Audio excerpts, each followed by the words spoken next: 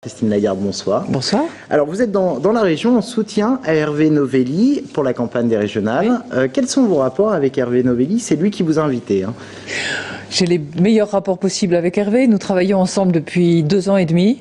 Et Hervé est un garçon à la fois sympathique, déterminé, discret dans son travail, efficace.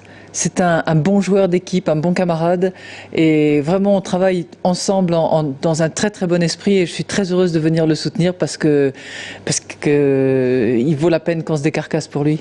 Alors les chiffres de la croissance française au 4e trimestre 2009 ont été dévoilés ce matin, 0,6% de croissance. Est-ce que vous trouvez ça satisfaisant? À ce jour, c'est le meilleur chiffre de la zone euro. Les Allemands sont à 0, les Espagnols moins 0,1, les Anglais plus 0,1. La moyenne de la zone euro est à plus 0,1. Nous, on est à plus 0,6. Donc, je pense que on n'a pas besoin de se dresser des satisfecit, mais ça prouve que les mesures de relance qu'on a mises en œuvre très vite pendant l'année 2009, elles portent leurs fruits maintenant. On a une très bonne consommation, en particulier. La consommation a très bien tenu. On a des chiffres de l'investissement des entreprises qui indiquent que les entreprises ont arrêté de déstocker. Et ça, c'est un bon signe parce que ça prouve, pas forcément qu'elles ont déjà commencé à restocker, mais qu'au moins, il y a un changement d'attitude vis-à-vis de la reprise. Alors, cela dit, les économistes estiment la reprise fragile, essentiellement soutenue par des aides gouvernementales quand elles vont s'arrêter, comme la prime à la casse, par exemple. Est-ce que ça ne va pas justement stopper cette croissance? L'année 2010, elle va être une année de transition. Vous avez raison, j'espère 1,4.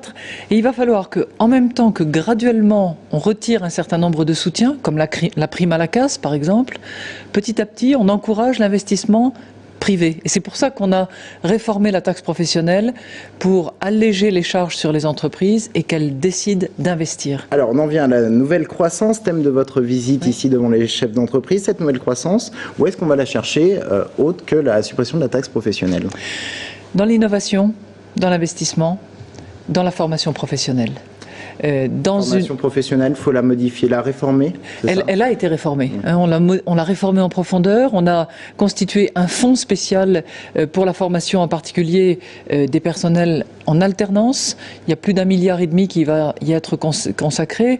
Et pour moi, ce qui est vraiment important, c'est d'abord et avant tout l'innovation.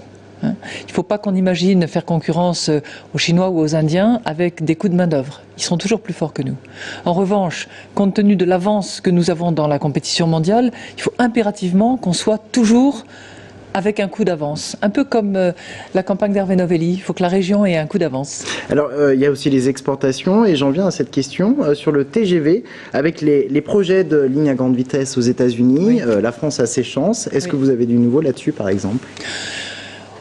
La bonne nouvelle, c'est d'abord la détermination du gouvernement Obama pour encourager les transports économes de CO2. Et là, clairement, sur plusieurs tronçons. Il y a le tronçon New York-Washington, enfin Boston-New York-Washington. Il y a le tronçon sur la côte ouest des États-Unis.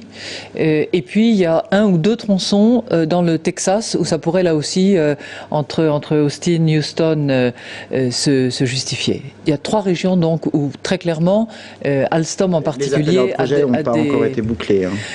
Sur la Californie, ça avance, mais on n'y est pas encore. Alors, cette idée de gouvernance économique européenne, il y a eu des avancées au sein lors de la réunion des chefs d'État européens. Est-ce qu'on va progressivement vers la mise en place d'un instrument de gouvernance économique européenne?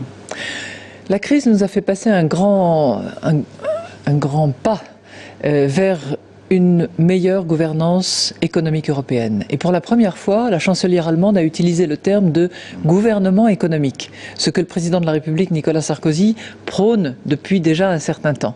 Et vous savez que ça butait contre une résistance allemande très forte, assez légitime, puisque l'Allemagne de toutes les économies européennes est la plus large, avec une monnaie qui historiquement était plus forte et avec une qualité qui se mesure en ce qu'on appelle des spreads de taux d'intérêt qui était la meilleure carte en Europe.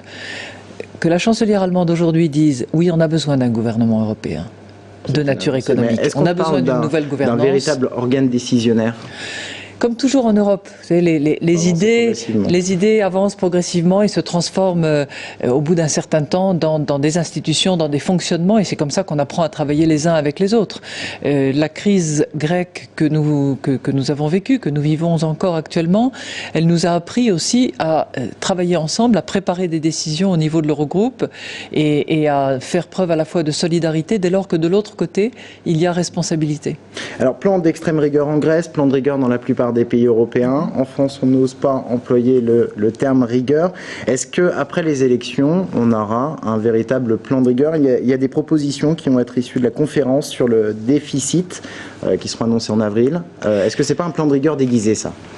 Il n'y aura pas de choses différentes après ou avant, parce qu'on a tout simplement déjà envoyé notre programme de stabilité à Bruxelles, à nos partenaires européens. Et c'est un programme sur 3 ans, où on s'engage sur les 3 prochaines années à réduire notre déficit public pour arriver, si la croissance le permet, pour arriver à 3% maximum de déficit public. Donc on identifie déjà les pistes que nous allons suivre pour réduire précisément le déficit public, qui est notre espèce de drogue nationale depuis 30 ans.